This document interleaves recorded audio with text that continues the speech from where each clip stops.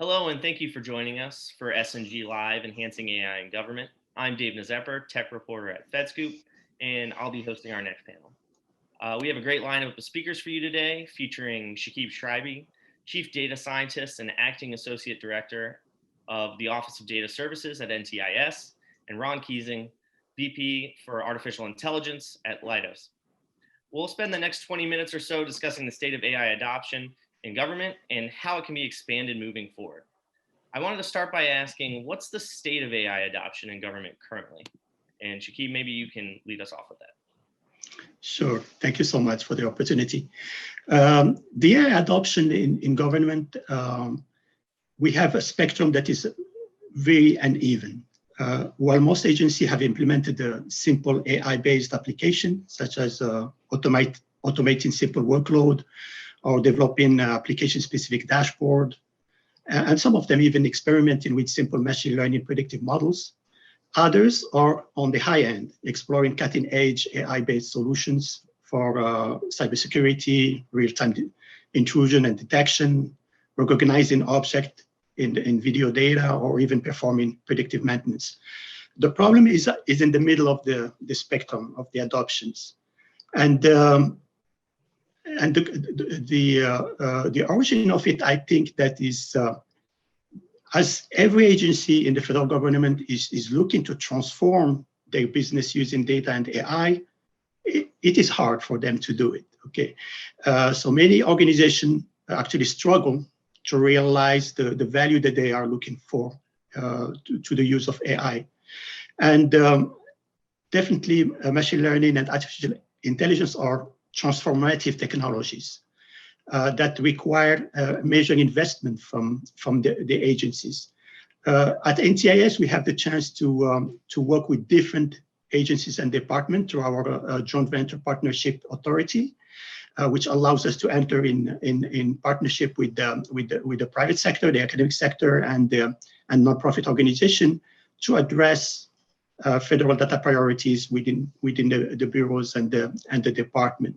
And what we have noticed in terms of the adoption of AI is that when agencies try to look for some kind of application that they want to use, maybe starting with a pilot, etc., the main issue that we encounter is all about data. 10 years ago, Google wrote a seminar paper called The Unreasonable Effectiveness of Data. And the gist of it is that you can take simple algorithms and just feed them significant amount of data, and they will be superior to the most complex, intricate hand-tuned models.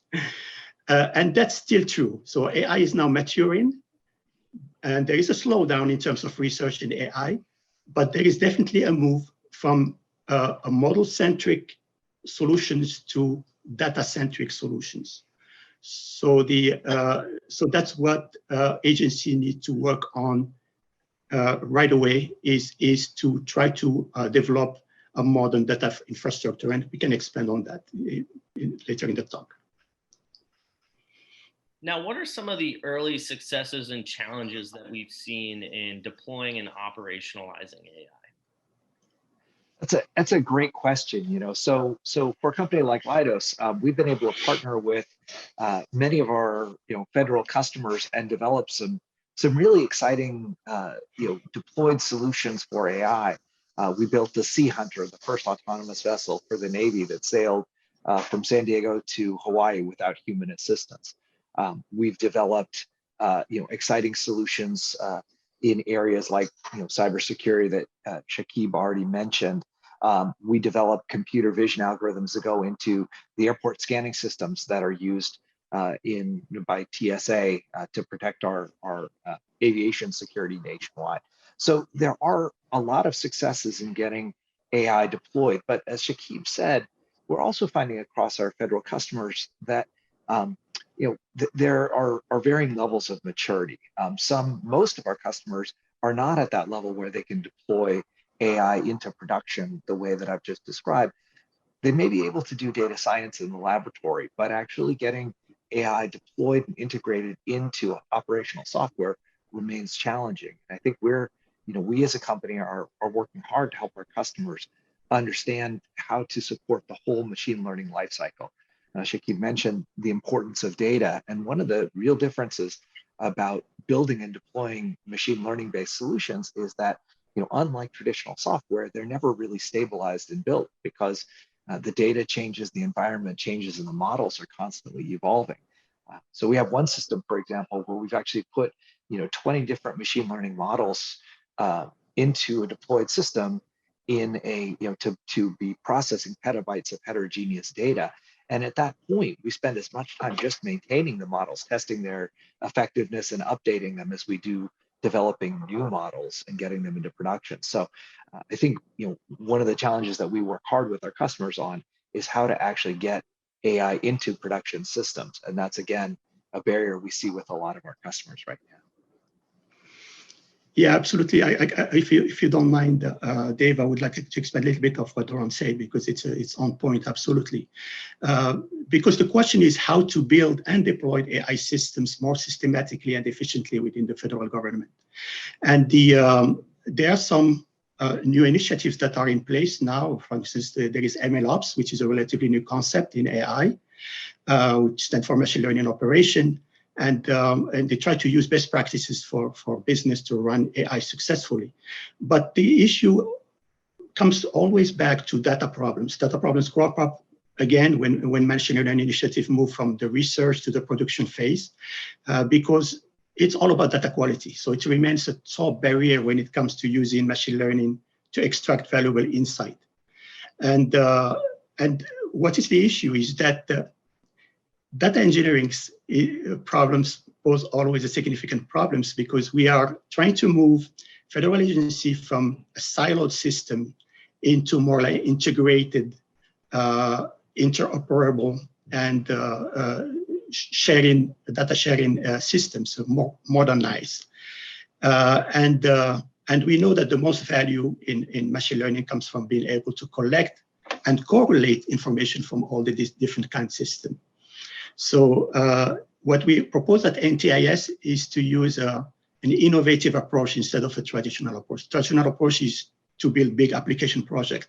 The innovative approach is to move towards a more agile, flexible model. And how do we do it? By building a data platform with an abstraction layer where data can get processed into the right application. And this enables acceleration and scaling as new applications move faster without having point-to-point connections. Now, what do you two see as the keys to expanding AI adoption, and why is developing AI trust so important in that process? That's a great question, Dave, and you touch on an area that I'm personally really passionate about.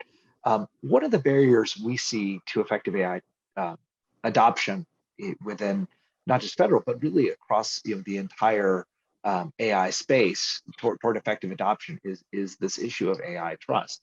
And by AI trust, we mean not just the trust of, let's say, end users in what AI does, but also the trust of system owners that AI isn't going to put their missions at risk or expose them to new security vulnerabilities. The trust that end users are going to be treated fairly. All these are critical issues, and if we don't figure out how to address them effectively, then ultimately AI typically is rejected either by end users or by the public, or sponsors really aren't comfortable deploying the AI systems that they've tested in the lab. So one of the focus areas for us is absolutely how we not only introduce the technology pieces, and we've developed some of our own technology special sauce. We also work with other innovative companies who are developing technology in areas like explainability and resilience and security for AI. But we also work closely on kind of taking and distilling the best practices from having been building these AI solutions, really trusted AI solutions for over a decade at Leidos, into a methodology that we can repeat. Shakib mentioned, and I think it's a great point, that we want to build AI in repeatable ways, including building out AI trust in repeatable ways. That involves building out trusted data and trusted data access, as he talked about. And it also involves a whole process of technology introduction that we're trying to systematize so that we can actually generate not just the data we need for the initial applications, but actually for higher and higher levels of automation as well. Yeah, that's a great point, Ron. And yeah, I definitely agree with you with that we need to increase the trust in AI as we increasingly relying on AI to actually achieve mission outcomes and perform more efficiently and effectively. It's very important that we entrust AI in actually doing the right way towards achieving the right impact and then towards the mission of every federal agency. Another area that is also causing a lot of pain for agencies when they embark on an AI journey is forecasting the outcome and value of AI strategies. So there is a lack of KPIs, of metrics, that allow you to better appreciate the impact of AI-based solution. So it's hard to know in advance how long an AI strategy will take to plan and implement and what the return in investment will be. So this in turn makes it very difficult for data scientists and machine learning experts in organization to get others on board when it comes to garnering support for AI initiative and to increase the data culture, because AI is really something that is awesome. It's an awesome technology. And it's absolutely necessary in government to invest in AI. As a nation, we're going to be competing with in AI with a lot of other countries, and it's critical for our economy or for our national security to be very advanced in AI and have our agencies adopt as soon as possible AI strategies. So the impact is absolutely awesome. The question is how to go about it and make sure that we are implementing the AI the right way, and then having the talent to support it. Like Ron said, it's not only implementing the model, but also monitoring it. And it's AI machine learning is a living software, so you need to continuously and iteratively improve it and to get better results and better outcome. Now, what federal guidance, federal guidelines would you like to see put out there to help advance AI adoption? Maybe I can start with that because I think the federal data strategy has been a very great step. But beyond the federal data strategy, we need to, for every agency, to adopt an AI strategy because it's very important to handle the data part, absolutely, to mature the data capabilities of every agency, because machine learning models, the quality of the data is critical. But once you have developed and deployed a machine learning model, then you need to have the support for that actually model to keep working the right way and to trust that model, and then to make sure that that model actually is producing the impact that you're looking for, and but also to make sure that that model is actually improved constantly, because continuously with the new data that coming in, and then it's not performing a data drift or any disruption in actually the outcomes that you have. So for this, I mean, at ACTIAC, we have developed actually a document that's called Ethical Use of AI that provide a framework that agency can look into to try to develop the steps for an ethical, trustworthy, responsible, and accountable AI strategy. But there are some pillars that are needed in every agency to be able to structure the AI strategy. And they are all about, of course, the developer data platform, develop a data strategy and policies, develop an analytic platform. Number 4, they have to modernize the IT infrastructure. Number 5 is you need to hire the talent or reskill, upskill the talent that you have to be more data driven. and then develop a data-driven culture within agency that establish really the support for the AI framework and ethical data-driven decisions that are implemented through AI.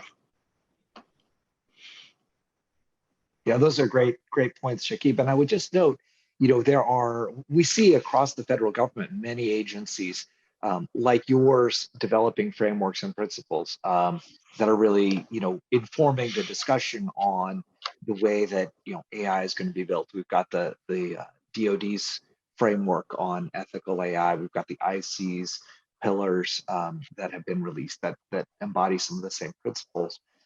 We're taking part in the NIST explainability discussion and kind of defining what that means and what the standards will be within the federal government. So some agencies are really kind of stepping up with that guidance. I think others are still looking to formulate those policies, but clearly kind of that, both defining what those standards will be and even arriving at some definitional standards about what we mean in these areas is really critical moving forward. Why is getting a handle on data so critical to agencies as they embark on their AI journeys? Well, go ahead, Ron.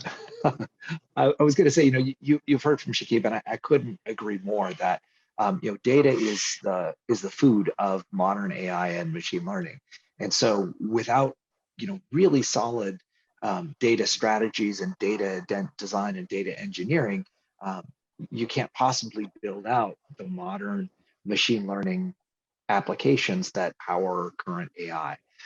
So clearly that's a foundational piece. I talked about how we have been working through what are the best principles of successful AI deployments we've been part of, we've been building out for the federal government, and almost all of them start with partners who are willing to undertake a design of the fundamental data underpinnings of their AI from the very beginning. Often, the journey to successful AI begins with defining the data structures and building out, let's say, more data science-based applications based on humans gaining insight from the data. And once we've mastered that and we really understand the data and the data underpinnings for AI, we can move to more assistive frameworks where AI provides alerting and warnings of new events and finds correlations, but the AI is still helping humans do what they do currently. Over time, again, as the data improves and our understanding of it improves, we can move to AI where we're augmenting human capabilities and allowing humans to do things they couldn't do before, until finally, in some cases, the real value is in full automation or full autonomy. And again, all of that really is founded on a very solid data strategy. Absolutely, Ron. I second that absolutely. Like Ron said, I mean, to have a modern infrastructure that support the data lifecycle from data ingestion to data preparation to data analysis and data dissemination and getting the right insight from your models, and be able to accelerate and scale AI-based application. The only way is to have like a very strong data systems with the right data governance and the right data ethics and the support that is needed. Because the major challenge is to integrate data from different systems. And you need that when you develop an AI-based strategy, and do it at the enterprise-wide scale. So you need to have the data collected and stored not within a specific business application or specific unit, but across the agency and across the federal government. It's a completely different context. And therefore, you need to reduce the organization barrier to data sharing. And there's, of course, the Open Data Initiative that helps towards that sense. And that will help remove the technical barriers related to interoperability, data formats, and then increase the effectiveness of the data governance policies to ensure data security, protection, compliance, etc. So that's extremely important. Well, I think that's a good point to end on too. We're just about out of time here, but I want to thank you two for joining us today. This has been an excellent conversation. I want to thank our audience for tuning in. We hope everyone enjoys the rest of SNG Live, Enhancing AI in Government. Thank you very much.